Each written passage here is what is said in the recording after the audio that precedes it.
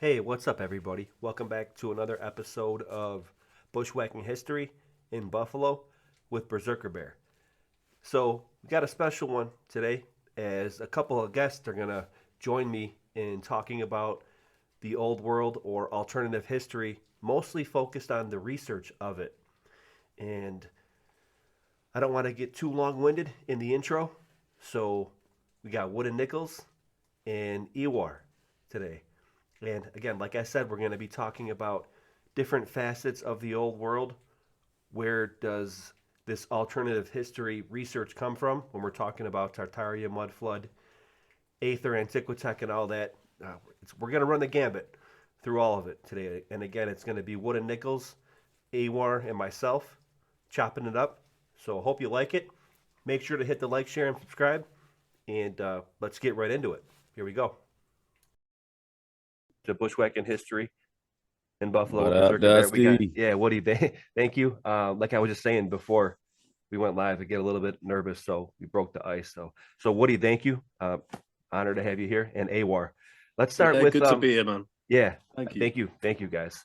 So maybe let's start to it with Woody. You and I connected a couple years ago, like with the nature of how I am, I guess, in my character. I'll always send a line or an email, seeing other creators and channels and stuff, getting the inspiration from you guys. I got interested in it, and I'll send a line, and we were communicating a little bit, and with the pivot that I cited, and looking at things and seeing Tartaria and the free energy one world empire, getting more focused. The pivot came about, the flip flop, and that kind of stirred up a lot of muck, if you will, in the community, saying that we're turncoats or whatever. When in my opinion, and I'll pass it off to you and get your take on it and stop talking here. In my opinion, we were just being a little bit more thorough with stuff, and yes, there's a lot of idealistic notions about free energy, and they were a benevolent society and that, and I hear that, and I had a I'm interested in history to begin with. So you hear something like that comes out of left field that wasn't necessarily on the History Channel or Discovery Channel. You're like, whoa, whoa, whoa. Tartaria, mud flood, resets, etheric energy. What's going on here? Let's figure out the fundamentals of it, because that's my nature. And then you start researching it. Oh, Buffalo, my city that I live in, has a lot of these different facets. Oh, wow, there was an 1812 war. It was on fire. Was that a reset? Oh, wow, some of these buildings, these quote unquote Tartarian buildings, have windows on the ground level. We get snow in the winter. What's going on? History's fake. So that got me into it, and then you and I communicated. The pivot happened, and then a funny note here is, like we were just talking about with the text, when I started being vocal about my pivot, or like, guys, Tartaria might not be what you think or whatever, I commend you and I thank you, Woody, for being that dude to, like, I see red quickly, and I think I act quickly sometimes. But I remember you getting a text from me, or maybe it was in comments, but I remember you texting me as well, saying, "Are you sure you wanna go about that road?" And I initially took it as an affront. And if you remember my reply, I'm like, "What exactly do you mean by?" I don't remember exactly what I said, but There were quite a few comments that were coming through, like thinking I was threatening you. But of course, you can never really have good context in any sort of text message or on the internet. But yeah, my stance on that was, are you sure you want to go down this road, having done it, and you get just all that backlash? Of course, now looking back at all of it, if I'm being completely honest, it does just kind of all feel like yesterday's news. I don't think anyone really cares anymore about the whole pivot thing. Now there's always so much more exciting drama that's unfolding on YouTube. So I like to think that for the most part, no one really cares anymore. It seems like that's how it is. it Yeah, does I seem don't like know. it does seem like that's shifting a little bit, which is a good thing. And not to again, we're not putting this out there to be antagonistic. We're just very interested researchers, and to get that critical rebuttals, that's normal, I think, for doing a pivot, or people want to say flip flop. When I And watched that Polly Pockets video that you sent me, and his response to some of those commenters, and I think he's right on the money with with what he said there about that whole group and how they kind of behave. Of course, I don't think that's the generalized stance of them, but you do have a lot of individuals in there that come off very similar to how he was saying the QAnon group, or I forgot the other ones that he mentioned. The FE crowd. Yeah. Flat earthers. Well, who's the Polly Pocket? Who's the...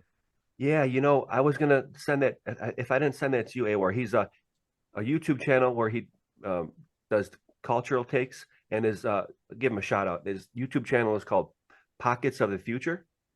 He also has another one called Apocalypse Now, like Apocalypse, like laughing. And he does cultural takes, and he has his faith is heartfulness meditation. It's like an Indian yogi thing. I'm not with that at all, but he's a faithful man, and he does hilarious takes on cultural stuff, and he'll actually do like comment videos where just people will write crazy comments about either his faith or his takes on, you know, Alec Baldwin, for example, because he makes fun of him. He goes on Alec hard. Oh, I shouldn't have put it like that, but he takes a comedic look at what's going on in Hollywood. And a commenter had mentioned something. I forget the exact context or verbiage right now, but speaking about Tartaria and like, have you heard of the Tartarian Christian angle? And so then I got this wonderful comment, wonderfully bad comment that, you know, I'll just read it to you. Question mark, are you anti-Tartarian Christianity or just want your comments to be pure to your ideals? Period. 3 question marks, a greater sign or lesser than, I don't know, and another question mark, right? Now, clearly, it's like a 5-minute video. And this is as an inappropriate comment I've ever received, right? And it seemed like the Tartarian community is a lot like the Flat Earth community or the QB community because of similar behaviors and comments like this person left. And so I don't know about the Tartarian theory, but it seems like the people who did Flat Earth and did QB stuff have folded into this new movement. I mean, you know, I know almost nothing about it, but based on a few comments I've received and the hostility that already exists towards other members of the community and this purity-based truther stuff that just sucks. Sometimes what's real bad is the actual, I guess, the commenters who come into other channels or whatever, and you know, they feel like you're taking something personal from them when you do that flip-flop. So what's your... Yeah, it's hard with that one though, man, because it's hard to know what's real and what's not in the comments. So, you know, initially when you're on YouTube, you think that everything's real. And then after a time, you start noticing patterns and odd inconsistencies in the comment section. And, you know, sock accounts and bot accounts are a thing. So it's hard to judge the actual reception of a thing like the pivot, especially with mine anyway. And I've tried to, you know, do more community posts and things like that so I can try and gauge things a little bit better, because otherwise I can't really work things out. But I think Wooden's right. I think it's calmed down a bit, well, a lot actually. At first, though, I mean, man, you know, when I did the pivot, it was like a fatwa had gone out, had been issued by the community. You know what I mean? It was like some Salman Rushdie stuff over here. Big channels responding to it. You know, John Levy did the hit piece and all that, and also Didactic and Tartarian, what's her name? Tartaria Australia or whatever. So at first it was quite intense and there was a bit of an overreaction at first, but I think maybe it's calmed down now, perhaps. Again, it's hard to gauge from the comment section because I do actually struggle to know who's real and who's not in there. And that is trippy to think about because it definitely has me more on guard that you might very well actually just be talking to bots. And because both AEWAR and I shared the same thought process on this particular conspiracy theory, because when you search Starforts on YouTube or you search World's Fairs on YouTube, this conspiracy is the top results. It doesn't matter what region you're in, you're going to get them real fast up at the top. So there is evidence before everyone's eyes that the algorithm pushes it. So if the algorithm's pushing it, how else or how much else more is invested into it, which would be bots and fake comments. That's interesting to think about, and it wouldn't be too hard with the AI now. Look at what they're doing with the that could be a place where we can start. I'd like to get into that PDF, right? I'll probably introduce that, but look at what they're doing with visual AI right now.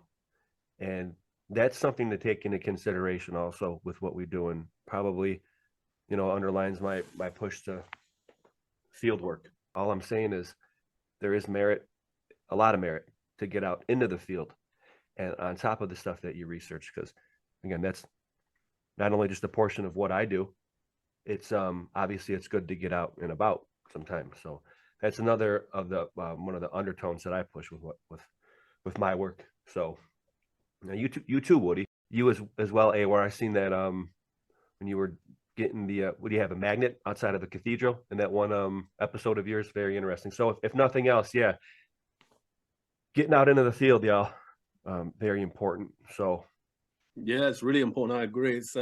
It's actually what led me to the pivot, because once I started getting out and seeing these structures up close and personal, seeing all the pseudo stone, all the poured stone, the concrete, the stucco and stuff, you start realizing, well, hang on a minute, a lot of this is just facading. This isn't impossible. It's all molded.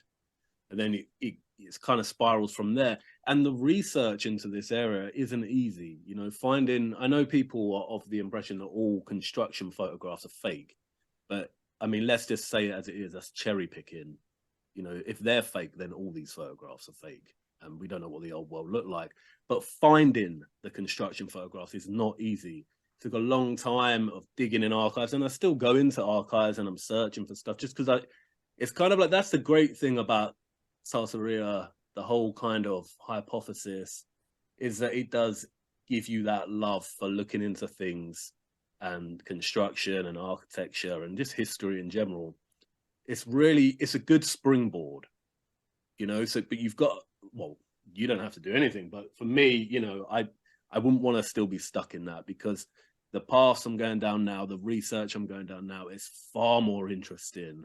It's far more captivating, complex, and nuanced. Tartaria now, when I look back at it, it's a bit like when you kind of matured in life or whatever, and you look back and you think, like, oh man, I was like a dickhead in the past, so that's embarrassing.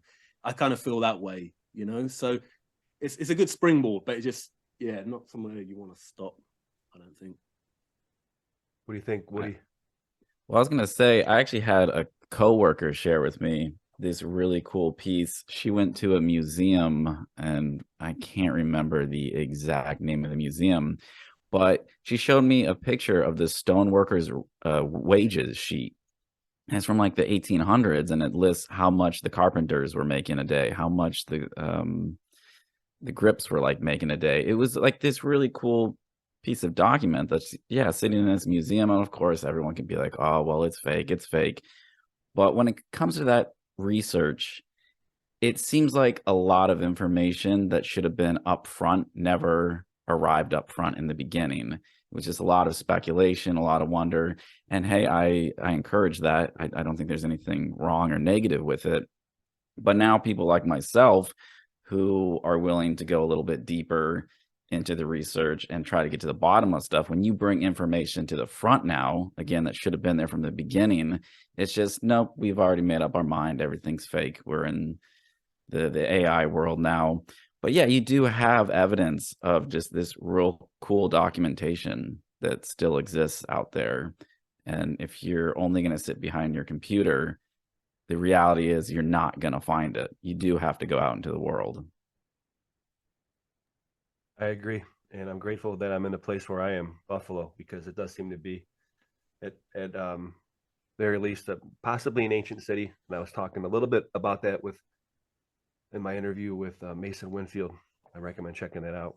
But maybe underlining a little bit of the AI thing now, because getting out in the field again, I promote that, and I think that's going to become more and more magnified now as the AI gets more and more matriculated into and accepted or normalized, if you will, in the regular private sector. Like some of the stuff that these certain channels are putting out is pretty crazy, right? So then your discernment's going to have to get super good, because if you're saying that construction, that reminded me too, Woody, of the construction pictures. I think that's where we actually had that initial communication, was like when I was showing construction pictures of City Hall here in Buffalo, and people were like, "Oh, it's fake." Yeah, photography is still real. You know, you can't deny that, and it does have a history. And I went to an old town museum back in my hometown a while back, and I took pictures because they had old daguerreotype cameras, you know, behind the cases that you could look at, and they're so freaking big. I did not know that they were as big as they actually are. So why don't we have a lot of photographs back then? Well, you had to be a professional at it. You had to carry this giant bulky thing around with you. And then on top of that, you had to have your darkroom with you, and you had to develop photographs on site. And then someone had to preserve that long enough that it would get uploaded onto the internet. And then people would even be like, "Oh, but it's too high quality on the internet." It's like, yeah, it's because someone took the time to make sure a really nice scanner took a picture of this thing or scanned this thing. And then it gets uploaded in high res, and everyone's like, "No, it's high res, therefore AI." And again, I can't disprove any of that, but I'm not going to just deny what is history, you know, just for the sake of it to go along with a group. And with the whole AI thing, I'm actually in the process of finishing up an edit that AEWAR and I did with Crow 777. And the point that he brought up about the AI that really kind of tripped me out was he referenced it to Napster, and how the way Napster changed the music industry and online. This AI thing is going to be astronomically different and just that much bigger to what that impact was. And when I really stopped to think about what that impact was and where we're going, yeah, I don't know what that future looks like. What a great parallel to draw. Shout out to Crow 777. That dude's a legend. That's a great parallel in Napster. Wow. I was getting a lot of my original conspiracy. What was the first song you ever downloaded on Napster? Do you still remember? Oh man, probably like a Led Zeppelin song, honestly, or like the Who. That's a really great question, Woody. I had my old tower, because I'm always like, I want to get the songs back off. I had like 2,000 songs on it. I don't know. That's a good question. It could have been Gangstar, though, to be honest with you. So that's a great question. But I was talking to Chalk about this. I would download conspiratorial videos off of those. You can download videos off of that stuff too. And I was a huge conspiracy junkie, even back then. And this dude drops Napster. But yeah, to lay back, we'll talk about the AI and how I think that, in my opinion, that's literally almost, if you placate to it enough, as far as the researchers that are literally just looking at pictures on a slideshow, and you start to see how good the AI is, well, that's going to become a problem, I foresee, in way more facets and niches than just old world research off the computer.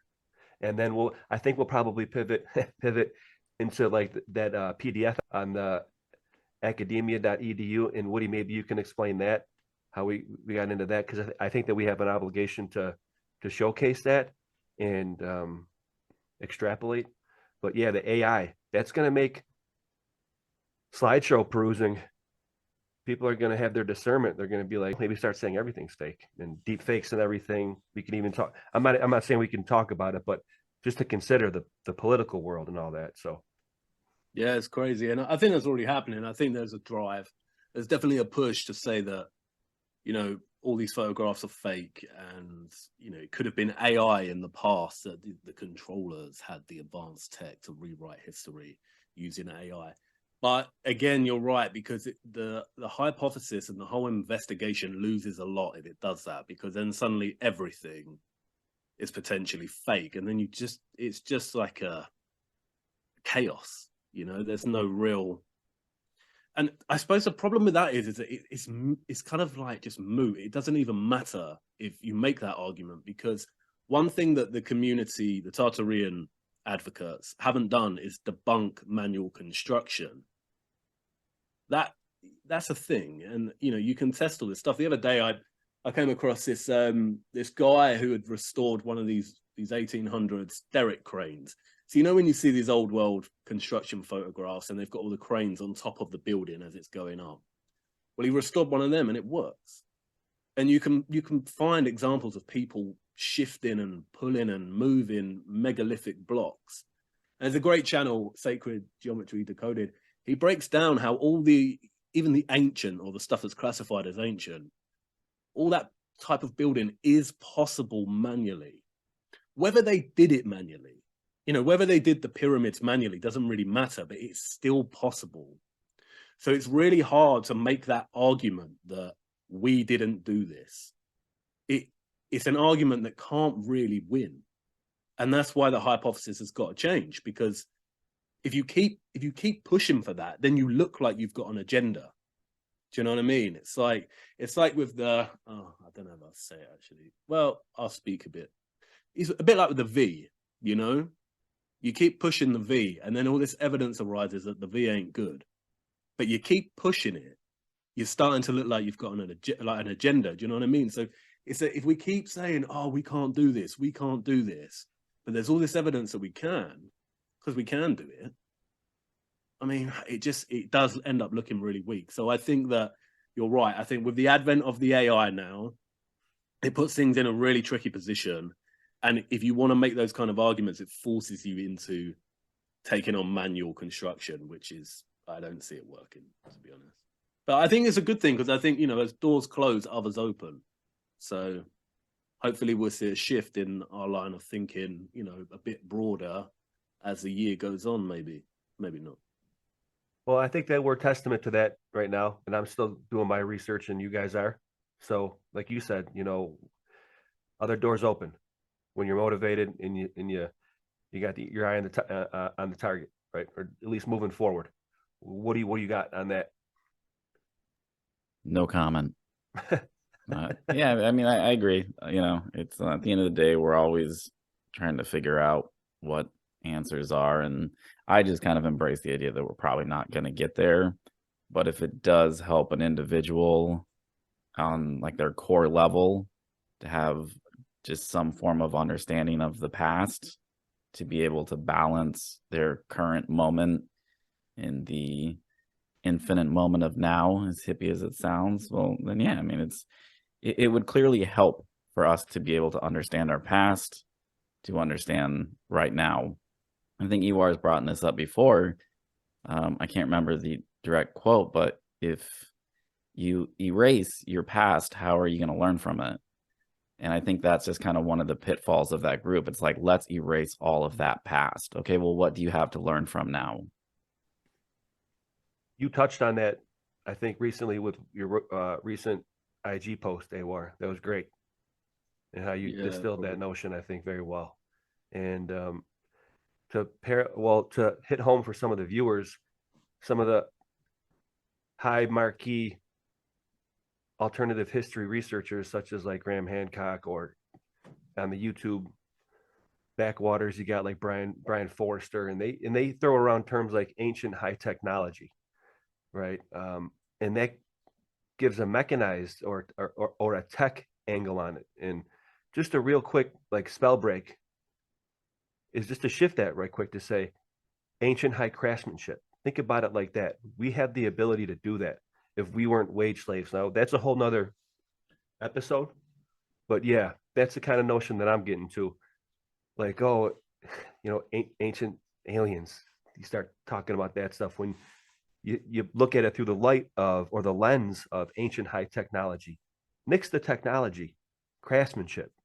Humans have the ability to do things that are beyond the scope of what people can imagine right now. And unfortunately, we're in that type of zeitgeist. But instead of thinking it in terms of ancient high tech, think about it like ancient high craftsmanship. So maybe from that we could pivot by dropping names like Graham Hancock into this really interesting PDF thing that I was made aware of through Woody and the research. Maybe you can preface a little bit on where you heard about this from, Woody, And what I'm talking about for the viewers is a PDF. Would you call it a book or like a PDF, like a document on a site called academia.edu, and it's called Tartaria, the Hidden Empire, and it's authored by one David Vanderper, and it's dated 2011. Allegedly. Well, dated. yeah, this is, so here's the deal. I subscribe to that, okay, academia.edu, as I do. I mean, I'm a researcher, man. I go through it all. Games, movies, the actual research, the books, the old books I got, or alleged PDF books online, man. So do you want to give a little bit of background on this? And we don't got to go through it fine tooth comb, but I think it's a good way to maybe wrap this one up and talk about this, because maybe I'll rattle off the main titles, and then yeah, the titles. The titles are real interesting. Where did you hear about it from, right quick? And just a quick generalization on at least how you see it. And then, that was very interesting when you shared it with me, Woody. So sorry. This was shared with me by Karen B. And we joked earlier before we started recording that it was Sharon B. So Sharon B shared it. And it was fascinating right away. Again, if the date is correct on it, because it is listed as 2011. I wasn't completely aware of academia.edu before this, but it's one of those websites that when you're on the front page, you have your like CNN recommends this and whatever, the list of them giving shout outs for the mainstream, acknowledging they exist and think that it's a good website. And I'm sure it is. I really haven't done that much diving into it. But if the date on it is correct, 2011, and you go through all this author's publishings and the PDFs, which AEWAR did a much deeper dive into it, which he can share a lot of cool stuff that he came across. But what's the most fascinating is all of these terms from Tartaria, Mud Flood, Antiquitech, even the melted buildings, the giant tree theories. It all starts here on this guy's academia.edu page. I don't see any evidence of any of this stuff before that. And we actually, me and AEWAR, thought that the origins of Tartaria came from the channel New Earth. But if this information is correct, and these dates are correct, then this is actually your origin now to this thing online. And what's really fascinating is that nobody talks about it. Not even this guy who came up with all these terms, Antiquitech and whatnot, is on YouTube or in any of these other platforms trying to promote their message. Because for me, let's say I was the author of this stuff and I put all this information out. And now we're here in 2023. People are making money off of it. People are kind of getting big off this research. I myself would be kind of a little jaded, like, hey, come on, I came up with all of this stuff. Give me at least a little bit of credit. This person is just silent, nowhere to be found.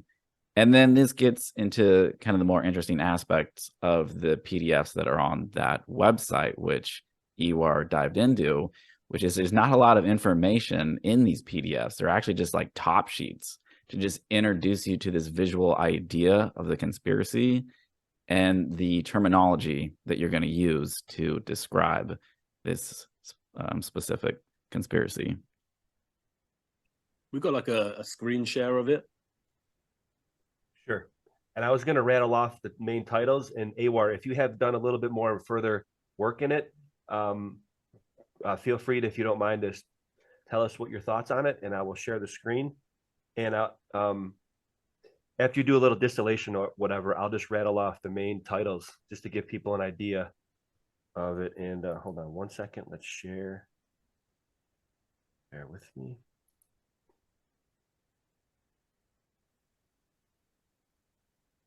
Yeah, that's the one. I think that I suppose the first thing to say about this, and I'll be a little bit frank here, because sometimes portions of the community kind of make massive claims about Tartaria and other things. The first thing to be clear about is that no one on YouTube, absolutely no one on YouTube, invented or came up with the Tartaria hypothesis. It's not original at all. So it stems from 3 different sources that we've worked out. So the first one is that it's pretty much like almost identical to the plot of Foucault's Pendulum by Umberto Eco. It's a fiction, and that's a fictional book about conspiracy theories, and it's in that book where he explores that idea of structures communicating with one another, drawing energy down from the heavens, and being connected to underground secret bases and stuff. That's published in 1988, I think, or 1989. The second origin of it is flamenco, and that's where the whole 1,000 years have been added came from. And what then seems to happen is those two, Umberto Eco and flamenco, collide, and it appears on the internet, and it strays from flamenco's work in the sense that it's talking about a reset in the 1800s, but the whole ether, the buildings doing this and doing that, is from a fictional novel. There is no getting around that. So what I think is someone has put this together and put it on the internet, which takes us to this here, this Academia EDU. So when Wooden first sent me this, he was like, oh man, like Sharon B sent me some goods over, and he sent me this, and I thought, oh my God, like what? There's academic papers on Antiquitech. There's academic papers on melted buildings, and there's academic papers on the giant trees. So I was thinking, like, what on earth is going on? There's actually academics researching this stuff. And then we looked at the dates of this, and it went back to, like, well, it's Wooden, it's 2011, isn't it? Does it say here on the screen? For this one, and I think there were some that were on there earlier, not of the Tartaria one, but I think the giant tree ones were posted a little bit earlier. Right, okay, yeah. And yeah, like Wooden said, when you look into this, they're all front pages. There's no actual research material. And I'm thinking 2011, so that's way before this blew up on YouTube. And it means that someone's put this stuff there because it's not content driven. And I've looked up the author, it doesn't really seem to exist.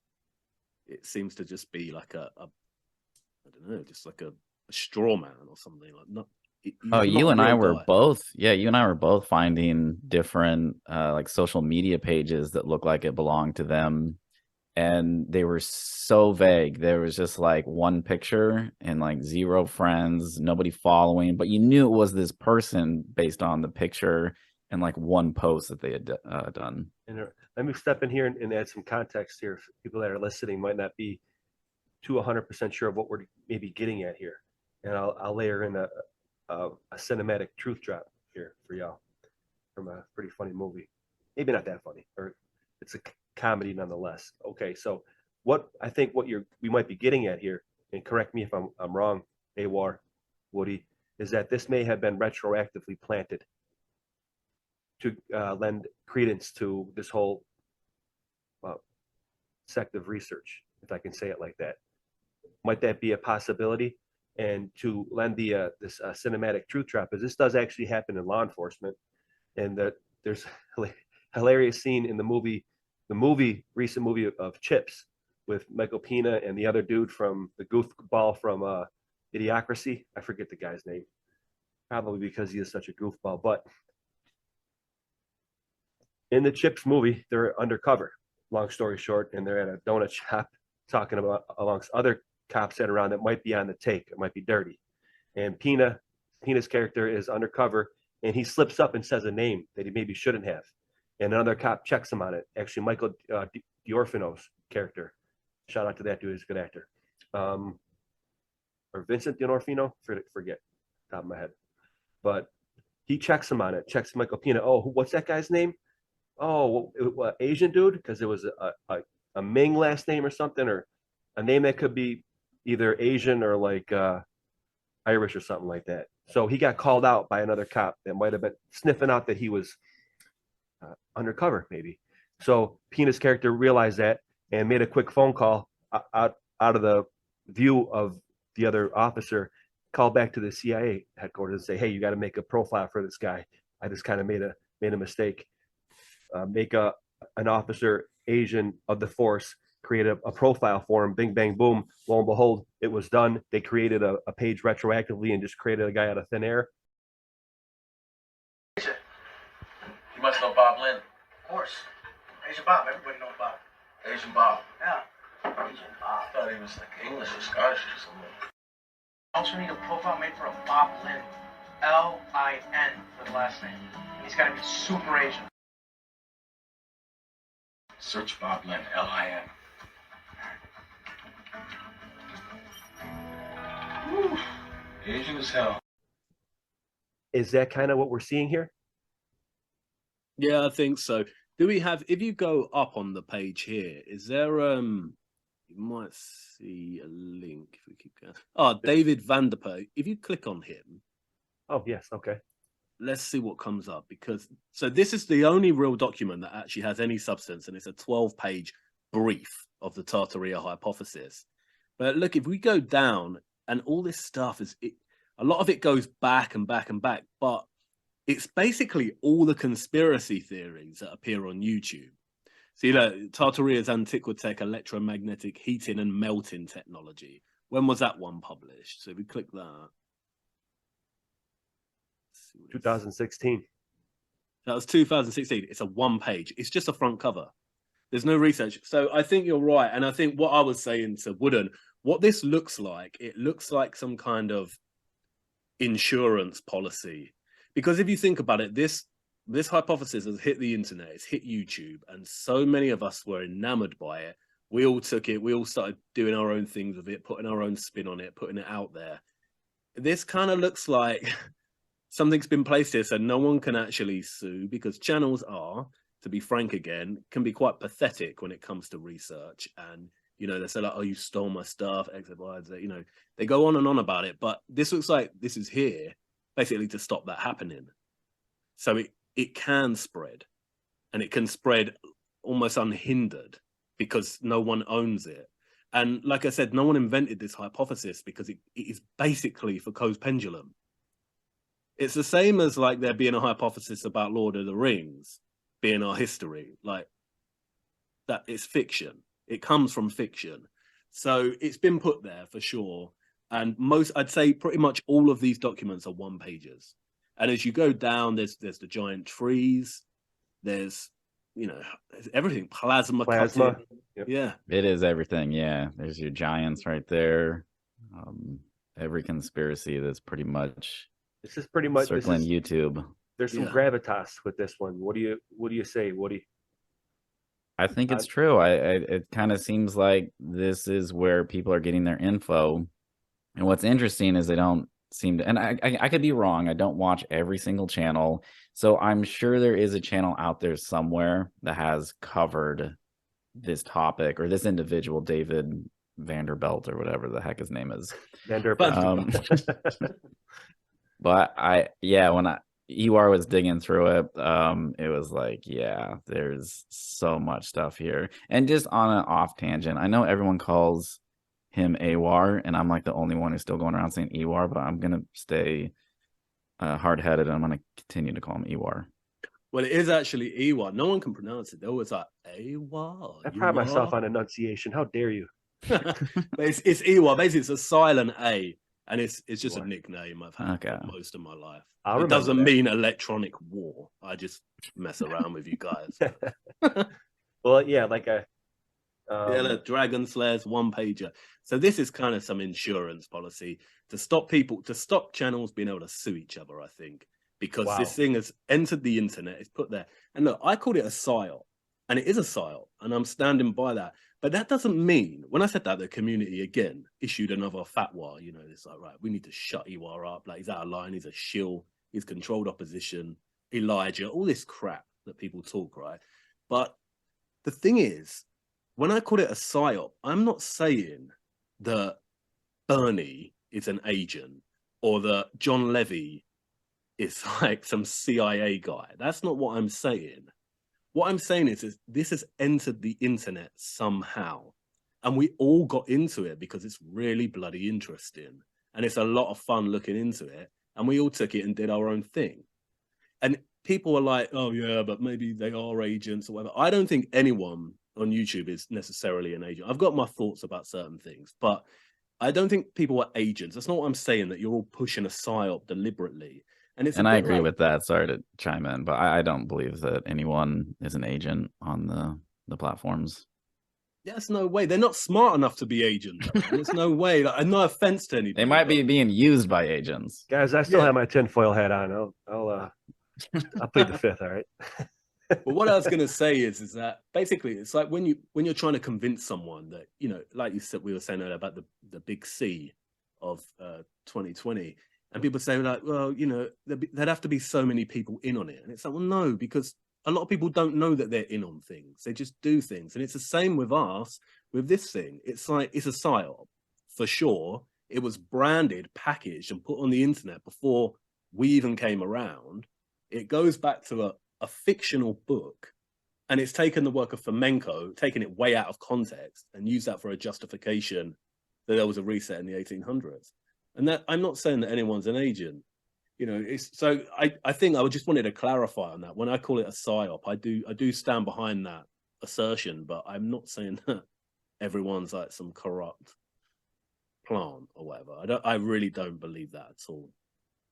Yeah, and as Dusty is scrolling through this article and seeing so much, I kind of forgot about it. You know, it's talking about the age of Aquarius. So right off the bat, you've got the New Age movement getting pumped in here. It's talking about 9/11. It's talking about directed energy weapons. This thing really puts the whole entire Tartaria conspiracy in that nutshell. It's all right here. It all started here. It's really fascinating. It also cites ice. It says ice canopy. Actually, it doesn't say vapor canopy. And I got some comments asking me about, what do you think about the vapor canopy? That's the whole ARX, dude. But it cites that not directly, but indirectly. It says ice canopy. If that's for anything. So if nothing else, I'll leave this in the link, this link in the description below, everyone who's listening. So like, if nothing else, you have like what we do as alternative history researchers, and I'll use the example, and it was to cite Pockets of the Future, making the parallel to, you know, Tartaria free energy researchers to Q-tards. People get taken offense to that, and I'm sure people will. We're not pinpointing anybody. I think this type to speak in this type of context is very healthy for the community, because it helps to push us forward, and I don't know, gaining some leverage on the mainstream instead of being scoffed at like, oh, you guys are all Q-tards. You know, there is a certain element, and I agree, probably no one is an agent in these communities or whatever, but there's always a possibility. But these movements have a tendency to be their own worst enemy. And you think that it's always the man, and they steering us all like lemmings off of a cliff, but just people's own ambition, you know. And I'm not saying I'm right, you're wrong, but we have a responsibility to be a little bit more due diligent and strap on not just the thinking cap, but switch on the discernment. Oh wow! I'm just realizing, it talks about the fireplaces too. I was hilarious. Everything. It's everything in this one. Well, hold on. But not only are they, I thought that they were like energy conductors, but not only are they energy conductors in here, they're also AC units and teleportation devices like Star Trek. Yeah. Yes. Well, that's ridiculous. But it's important as well, you saying that, Dusty, about the due diligence, because hey man, I might be wrong. Maybe I've got this wrong, but is it me, or is Tartaria going more into the mainstream? And it looks like there's been some hookups that potentially could take this bigger and beyond. So obviously John Levy sat down with Eddie Bravo, Bernie and who was that? Bernie and Campbell sat down with Dutch, that big earthquake predictor guy. That's it. Yeah. Can we really call him an earthquake predictor guy, though? Has he actually gotten anything right? No, I don't know. I feel like, but that's what he calls himself, and it's like predict the future, like prophecy, predictions. I don't know. It's that sort of thing, isn't it?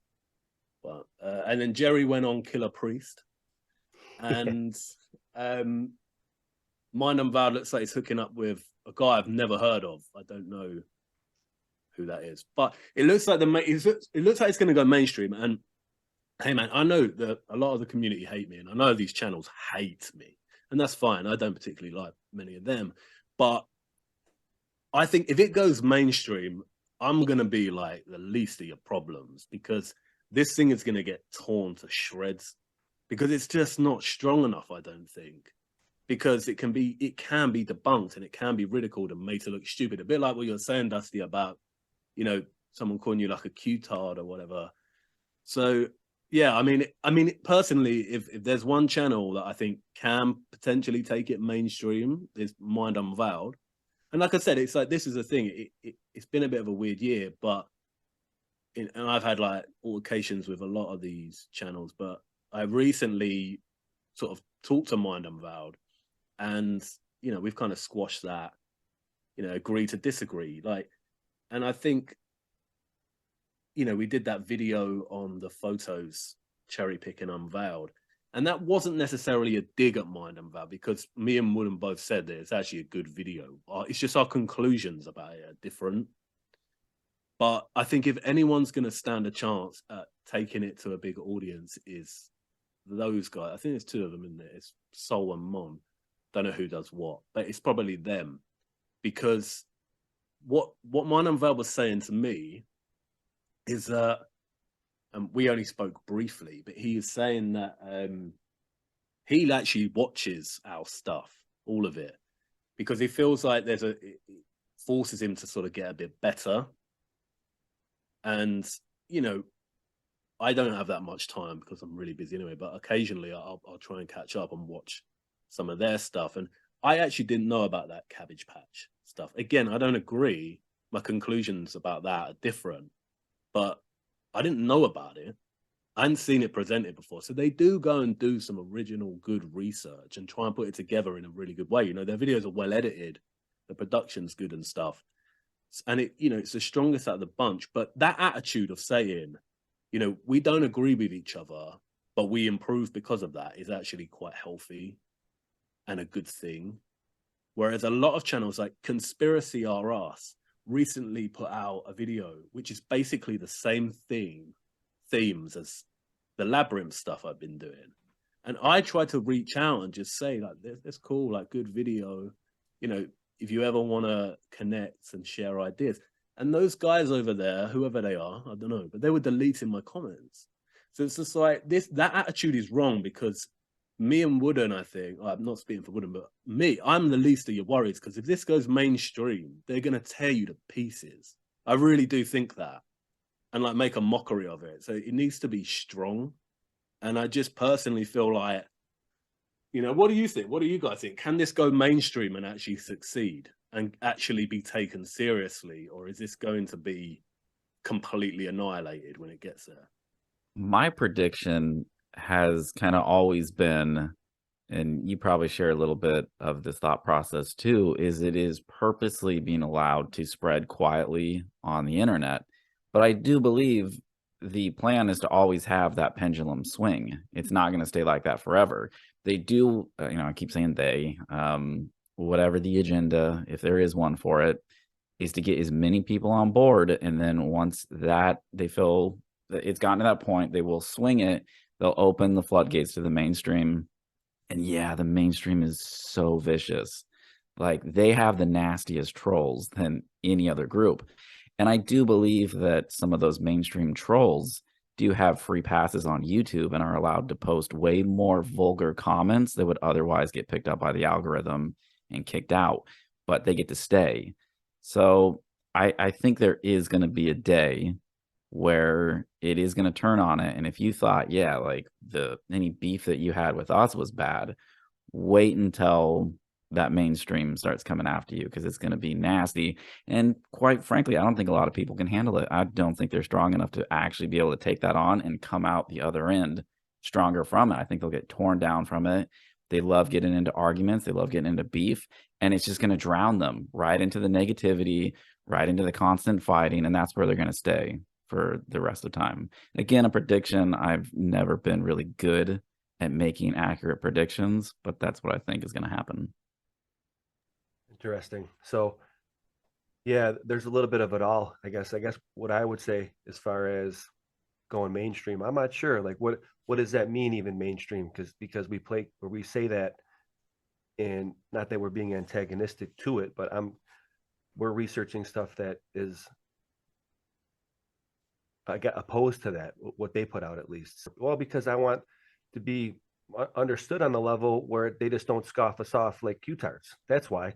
And so with that, I guess what I'll say is I'm not sure if we're going to reach mainstream, but maybe be taking more seriously like the mainstream is, because we all know about the bottleneck of higher education, and the curriculum up there is kind of what we are poking holes in. Not that we're going against, and I'm not right, you're not wrong. So to say, will we breach into the mainstream? I hope somebody does, and shout out to hashing it out and moving forward. Because like what Woody decided about the infighting, that probably will be the downfall of if this thing does get the highlight of a CNN episode or something like that. So that's just it. When we say mainstream, and sorry to interrupt you, Good. I'm just imagining the same as what the Flat Earth movement caught. You know, when you have individuals like Bill Maher or Jay Leno, like, did you hear about this? You hear about this group?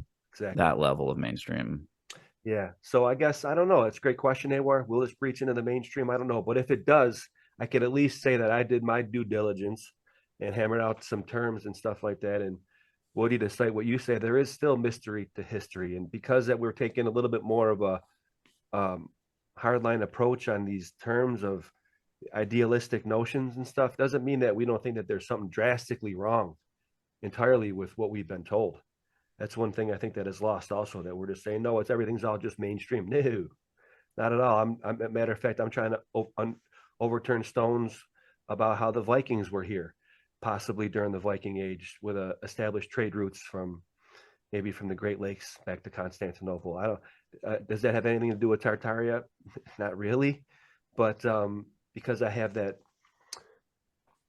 passion for this stuff, that's what looped a lot of people in these terms and everything. So, great question, AEWAR. I'm not sure if Lever will breach the mainstream, but do we need to, or just create something different than it that somebody else can say, well, hey, you're mainstream, but these guys are putting out some real good information as well, getting out there, and we don't have to go just through the bookends of higher education. Yeah, and I agree with you on that. And yeah, I think maybe the use of mainstream wasn't the right one, but a wider audience, you know, getting the attention of different sort of channels and outlets and stuff. But I think you're right. I think that's what me and Wooden are trying to do with our new channel, is that it's in a different direction, but we're still on hidden history and conspiracy. We're just doing it differently, and it hopefully give people different things to think about. We've just kind of got going with it. I mean, we didn't really have direction at first. We were just chatting and doing videos out of that, and then we thought we'd get some people on the channel and stuff, but then decided that actually this is probably not the best use of the channel. I'm not very good at getting people on and stuff like that.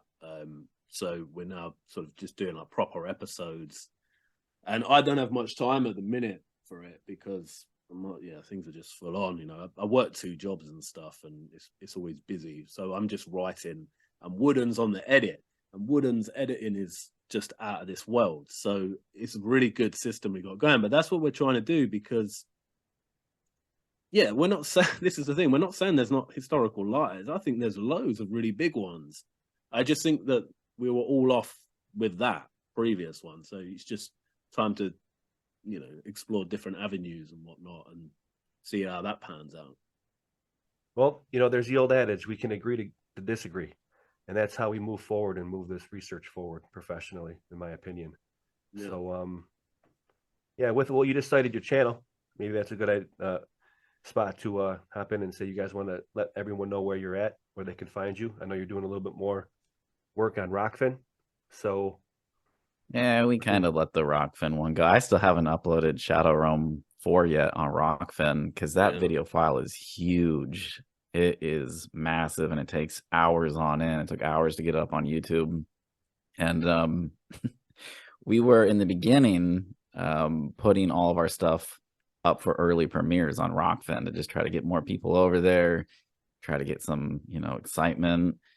And ultimately, I don't know, just with Rockfin, they bumped the price up for their subscribers, like that much more money, which granted, all of our content has been free and would always be free on that network. We would never put it on premium where you have to pay, but they want more money than like a Hulu subscription.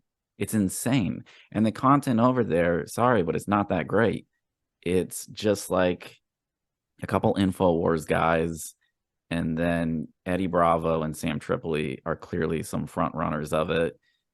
And all they do is just promote them over and over and over. They're like, oh, did you see Sam Tripoli has a new video? Oh, did you see Eddie Bravo has a new video? The InfoWars guys, they have a new video. And I was kind of getting into it with them on, I mean, I wasn't really, I was tagging them on Instagram, Rockfin. Trolling. Trolling them. And then I had Sam Tripoli and I think Eddie Bravo tagged and some of them as well. But I was just like, we're making the best content on your platform. Like, show us some love. You know, let us be in one of those emails, like new conspiracy grads video. And that could sound egotistical of me. I might be being a little bit of a yee right now, but or yay or yee, Kanye. But I do believe that we are making some of the best content out there on the internet right now. Even if you disagree with the subject matter, I still think it's some of the best content out there. And I am proud of it. And part of that belief that it is some of the best is because it is being fueled by the comments that we're seeing. So I do know that it's having an effect. And the way that I chalk it up at the end of the day is, and this is just my opinion, we are making on Conspiracy Graduates content for conspiracy theorists. That's it. At the end of the day, I don't think there's anything negative about that term conspiracy theorist. I'm a conspiracy theorist. If you like it, cool. If you don't, just don't watch. It's that simple. And if you disagree with, you know, the topics, that's fine too. But at the end of the day, that's where my focus is. I want to make content that this crowd can enjoy because I know that they are free thinking. I know they're open-minded, and we're all sick of this same Hollywood trope and the same patterns that all these movies and TV shows just are, that repetitive theme and the ideas that they're just boring us with. So we're trying to take that content and make it as exciting as can be and as good as it can be with what little means we do have. And hey, if anyone's watching this and you do have money and you want to start pumping us full of some money to make even better content, you know, pick us up. But at the end of the day, we get final say, me and AEWAR. That's all I'm going to say. You know, we sign a contract, we get final word on what that is. And no outside influence, because then it will start to suck. Are you rubbing your hands together right now? Hey, man, I'm tired of the job I'm doing. I would happily do Conspiracy Graduates for the rest of time and receive a paycheck from it. But again, like, we don't monetize because the way that this content is going to be the best is with the best material. And we don't own the majority of the material. You know, if I go and find some free song on whatever platform, it's not going to be as good as like a really dope song by an artist like Zach Himsey that's just going to like blast this thing. And I want the best images. I want to put video, you know, footage in it that we don't own. So yeah, I mean, we're just trying, for me, just trying to make the best content possible. And that's where our teamwork is coming out really well. I also don't have a lot of time, and what AEWAR can do is what I can't do, and what I'm able to do, he doesn't have time to do. So yeah, it's a good combo. Works well. Well, there's nothing wrong with sticking your chest out, Woody, every so often, you know, and you do put out good work, both you guys. So, yeah, that's me beating my chest, by the way. Back here. Yeah, for real. I'm humble myself, and I take that approach. But every so often, yeah, you do got to stick your chest out there. So there's nothing wrong with that, and you guys do put out great work. So it's inspiring, at very least, and well, I'm happy to have you guys on as guests. Hopefully we'll do another one in the future. So yeah, so a little bit on Rockfin. You got AEWAR is on YouTube, but you got Conspiracy Graduates. Oh yeah, sorry, I didn't even answer your question. Yeah, so on Conspiracy Graduates on YouTube as well. Most of our stuff is there. Cool. Yeah, it's all on YouTube. I mean, I'm with Wooden on this. Like, I don't like Rockfin. I think it sucks. And Yeah, YouTube's like being in the fire, so it's good. And it's working out really well. I mean, it's great for me because I get to do what I like to do best, which is just write, make things over dramatic and over the top and whatnot. And Wooden's just smashing the edit. I mean, his edits are insane. So it's really good. And you know the best thing about it as well, because it's a new channel. I mean, we're like tiny. We've got like, I don't know what our subs are, like 6,000 or something, and Getting close to 7. Yeah, nearly 7. That's great. But it's a small channel, but it's really good because you start to work out who your community is and your people. And you know, there's some people that I'm starting to recognize them now. I see them as supporters and like fans and stuff. So that's a really nice thing. And actually, when you look into who they are, they're interesting people as well. So there's one uncontrolled historian. She's got this amazing hidden history blog. And so if you ever see her in the comments, go and check out her blog. There's the links on her thing.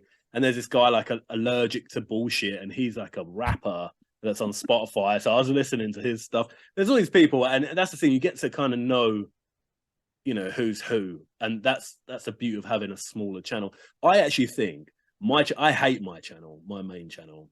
I think about a third of those subscribers aren't even real.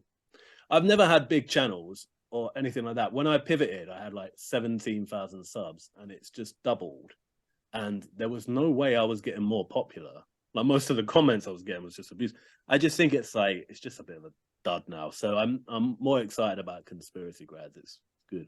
Got a good little color scheme as well. I totally agree with that. One of the things that you started doing was putting our Instagram in the description. And the people that are coming over to the Instagram page, when you just go and check them out, you know, I'm not saying this is a negative thing. Like, they're average people. I like that. I like seeing that people with their families, you know, they're artists. They have interest in like vehicles and cars, or maybe they, you know, are making, I think there's one person that started following me that like makes blades and really cool knives. And it's cool to see that new side of a community starting to pour in. And yeah, like you said, starting to kind of understand who some of these new people are. And I'm liking the direction that I'm seeing it go. You know, not trying to knock the Tartaria crowd, but I had some real creepy people kind of start following me back in the day. I had like one person that was just like this weird rubber mask. And I was just like, what on God's earth is this following me right now? No offense to that person. EBT maybe. Or something. So that's a good point. It is cool.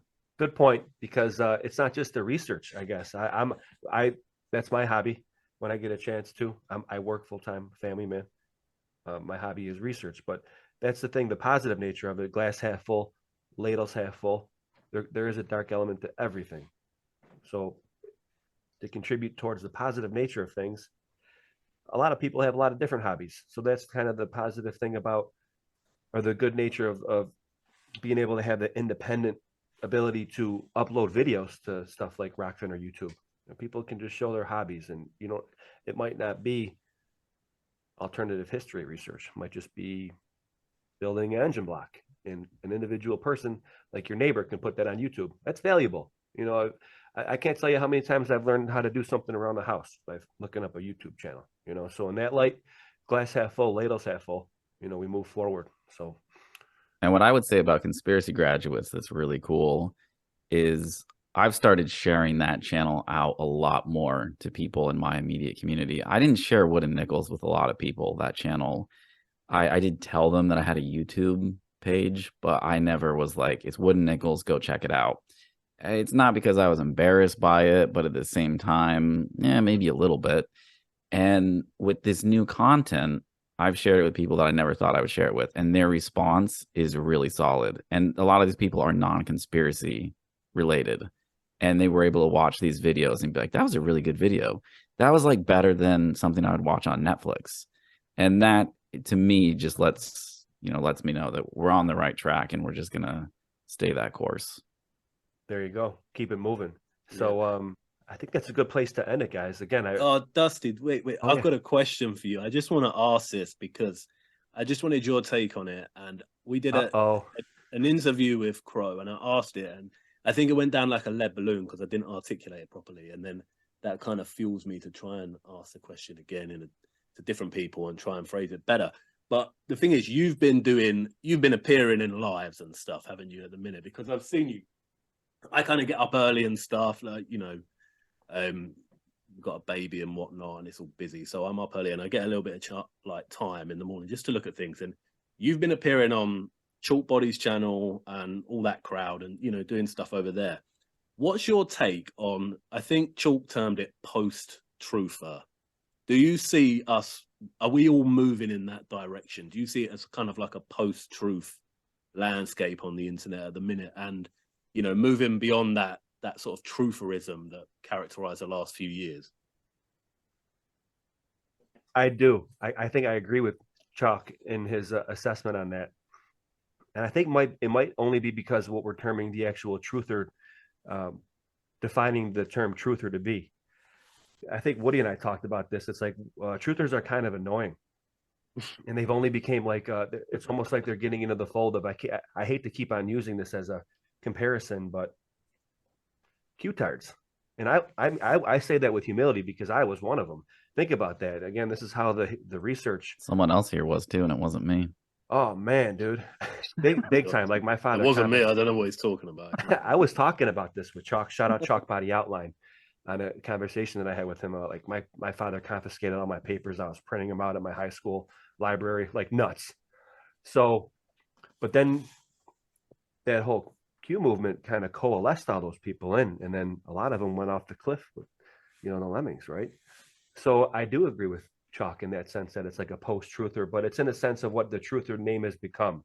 Because again, I'll cite, and what Woody brought up is PocketsoftheFuture's assessment of a comment about what somebody said about, you know, Tartarian Christianity and whatever. It becomes like a redundant, the truther narrative becomes like a redundant, like just buck the system, almost like promoting anarchy, where we need to get this free energy back. And I will caution people, and this is, I think, very important, because historically I see these patterns arise and civilizational collapse, and it's like that whole woke crowd, if you want to call it, or like grab the torches and the pitchforks and go at the castles. I say this often. You know, it seems to me, and I could see it happening now in real time, the Ouroboros nature of the dragon eating its tail. And we always say they, and Woody pointed this out earlier. It's very important that I think that woke mob burns itself out or kills itself before it even gets to its destination.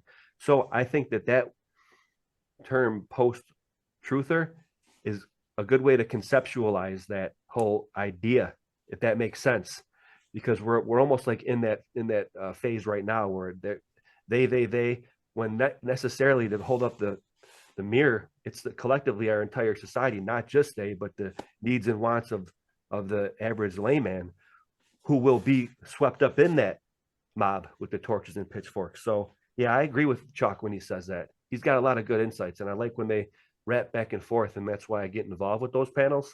Not too much. Sometimes I get a little paneled out, and it's cool to be able to, you know, chop it up with those guys. So he's onto something with that, definitely. If that makes any sense, what I just said. Yeah, well, and to tie it back, go ahead. No, you go. I'll go. To tie it back to what we were talking about earlier, this whole grabbing the pitchforks and going after the castle or Frankenstein very well could be orchestrated by bots. That's like that next kind of stepping back and wondering what's actually pushing a lot of the narrative. So right, and then the Tartaria movement or whatever can be like trying to, maybe not purposely, but in essence acting as a catalyst to help to foment that. Could it be? You know, you never. Yeah. Do you want to say anything, AEWAR, on that? No, I was just going to say I do agree, and yeah, I like Chalk's channel. I think it's good, and I mean, don't agree with everything they say, and you know, it's not like shouting your mates or anything like that. But I think that term is like accurate post-truth, and I think at the heart of it, I mean, a lot of them are about parody and all that, but I think behind it is a drive to restore integrity to what we're doing. And I think that's what me and Wood and Nichols are doing over at Conspiracy Grad, you know, because I think we both lost our minds with Tartaria, so we're trying to restore a bit of that integrity to hidden history. And I think that's right, post-truth. Until that becomes a new thing, I guess, and then who knows? Not to be parallel with postmodernism. Yeah, it's kind of similar to that, because modernism was like a breakdown. I think in terms of books, but in literature, it was like with modernism, you had a breakdown of that realistic form. And that's kind of how I see this, you know, the whole waking up to conspiracy over the last, 8 years or whatever. But then comes the postmodernism, where you reflect back on that, and you've got your parody, your pastiche and whatnot and all that, and to restore integrity. So actually, yeah, I think we get it. I mean, like I said, I asked Crow that, but I don't think I articulated it very well. So I was just okay. I deleted that. Are you saying that I did a better job Yeah, than take Crow? that out of the edit, Wood. It's already gone. Did you say that I did a better job than Crow? I'll take No, that. it was my bad. Basically, I'm not used to this interviewing people on our channel, and I was tired, exhausted, and there were some things. He's a really interesting guy, and he's a very smart guy, and he knows a lot, and it's almost overwhelming. But there were some points he made that I wish I just challenged more on, and I think I didn't. I was so tired, and just a bit disappointed in myself on that one. But hey, wouldn't smash in the edit, and he's got a lot of interesting things to say, whether you agree or disagree. So hopefully people can find something in that. Well, there you have it. That was I think that's a show, fellas. Honestly, Wood and Nichols, finding with Conspiracy Graduates. Wood and Nichols and AEWAR can be found on Conspiracy Graduates on YouTube.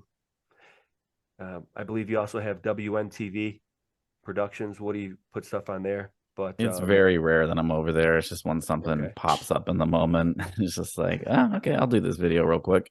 But otherwise, yeah, it's a pretty dead channel. Well, unless you have any final thoughts, guys, again, this was a great, about an hour or so. Great conversation, great interview, and I'm super humbled and honored to have you guys both on, and also as friends. Woody and I have been, let's say, for 2 years back and forth, and I consider you a friend in AEWAR. Absolutely. Definitely. We've been speaking recently. AEWAR, I say that the same for you. So I look up to you guys. You guys gave me inspiration. So I'm eternally grateful for that, because I'm still going to do my work. And a lot of it is in part from you guys, watching you guys. So thank you for hosting us. Oh, go ahead, Woody.